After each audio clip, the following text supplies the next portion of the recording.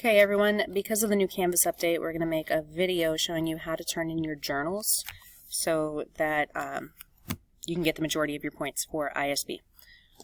When you see it on the calendar, and it'll probably either say Swanigan Notebook Check or Underwood Day 1, I made a special one just for today.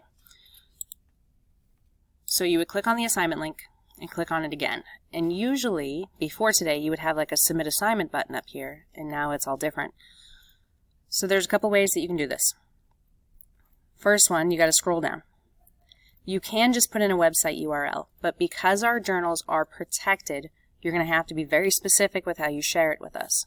So when you open your journal, you'll have to hit the share button.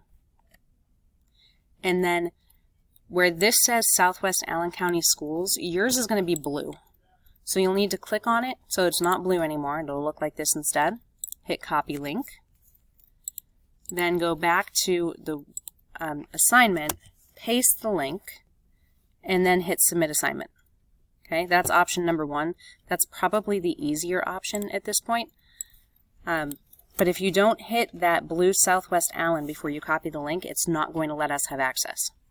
Second option, you can hit more options here and then choose Google Apps. The problem is, for a lot of people, is that it's not letting you click that. If you can't get to Google Apps from here, then you have no choice. You have to go the first way. If your Google Apps does open, then you'll get a search bar where you can type in whatever you named your journal. Like this one is named Ryan Swanigan R3. It takes a while to load this way. It does take a while to load, so if you're just clicking on it and nothing happens, you can wait a little bit. Otherwise, just go back. Make sure that you hit that blue Southwest Allen before you hit the share button, and then hit submit. It'll tell you 3 check marks, and then this will shrink and it'll show 3 check marks here. When it's been graded, you'll get a 4th check mark.